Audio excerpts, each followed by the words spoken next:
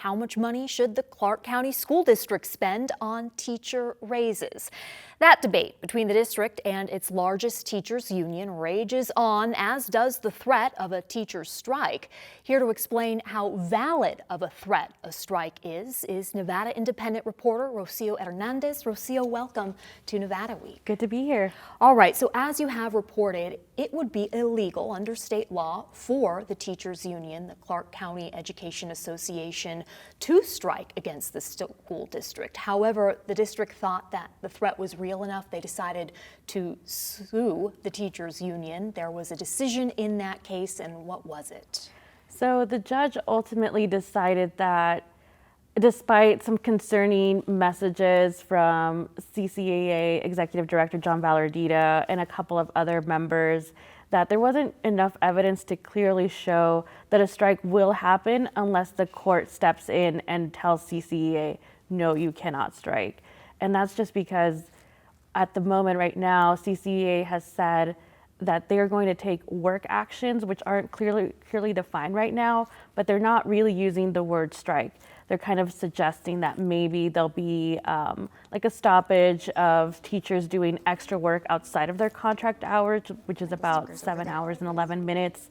So that could be anything from like before school activities, after school activities, teachers staying after class to prepare for the next school day, meeting with parents, things that teachers still do in their day-to-day jobs, but aren't necessarily quote unquote required under their contract. So that could be one example of something that CCEA could do to apply pressure as it continues these negotiations with the school district. But whether there will be a strike or not, we won't really know until the meeting on Saturday, where the members are getting together to vote on what they're going to do and whether they're going to do it. Okay, and that meeting is August 26th. As we tape this, it's the morning of August 24th. The judge in that case said it's possible she would revisit this case, and what would make that necessary in her opinion? Well, if there's more evidence to show that, yes, what work actions definitely means is a strike, because as you noted, it is illegal for public employees to strike in Nevada, and I believe the law kind of makes it that way because as public employees of public, entities, those services that CCSD schools offer to parents isn't something that they could just say, oh, I'm going to go take my kid to a different school that day. That school is your kid's school. There's kind of nowhere for you to go. So it's not the same as saying like a business's employees are going on strike and you could just find another similar business anywhere else. Like parents can't go anywhere else. So if there were to raise the level of a strike, it could be potentially harmful to the education of students and interrupt their learning. Right. How real of a threat do you think a strike is? Well, I think it's very serious to get to the level of a strike, but I will say, we've seen a lot of back and forth right now between the school district and the union. I think more than anything, the union's trying to apply pressure to the district, to make them take their demands of pay increase seriously. They're asking for about 18%. The school district last offered an increase of 10.5% over the next 2 years. And the union has been saying that they're standing firm on what they're looking for. Teachers are suffering right now, as we all are, with inflation, high costs of living, more money being taken out of their take-home pay because of an increase in retirement funds.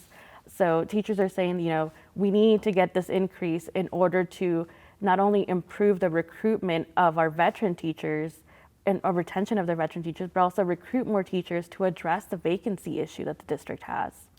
It's funny because just prior to recording, one of our videographers was talking about his energy bill this past month. I mean, it's something that everyone is feeling, especially teachers who are on those fixed incomes. The school district, though, claims it's going to be in a budget deficit if it honors what those teachers want, which is 10% in the first year, 8% in the second year. The union counters, hey, what about all that historic education funding that the state just approved in the last legislative session, including Senate Bill 231, which is a matching fund of $250 million specifically for teacher raises. The school district sent out a press release this week clarifying its stance on that money. What did the school district say? So the school district has already finalized their contract negotiations with the union that represents their support staff, and they, as support staff, qualify for a portion of that SB 231 money. The district hasn't received that money. It still needs to apply to it and get approval by the interim finance committee, but the district estimates that they'll get between $170 to $180 million for both teachers and support staff pay raises. But what the district is saying is that this money is one time. There's no guarantee that the legislature will renew this money again. So they're trying to be cautious about it, and by saying that any raises or bonuses that can come out of that fund, whatever amount that is, should be treated as temporary raises. So there won't be added permanently. You know, you'll be told in 2 years that if that money runs out, that's the end of that bonus money. If the legislature renews it, then we can use it again. But at this time, the district and other districts across the state don't feel safe telling teachers and support staff this will be part of your permanent salary that you can expect going forward. I'm glad you brought up the other school districts because they have access to this matching fund too. How are they responding to this situation? From the districts that we all talk to, everyone's taking this approach. They all have, with their bargaining units that they've already agreed with, included language in their contracts that says this money will be sunsetted. It's separate from the other raises that we're already giving you. This is going to be treated more like a bonus, and we should just wait and see what happens with the legislature. But lawmakers have countered back, and they've said, you know, everything that we budget for K through 12 education, all the funding that we give, you shouldn't expect that to come every year. You know, the situation can change for the state. We could be in a recession.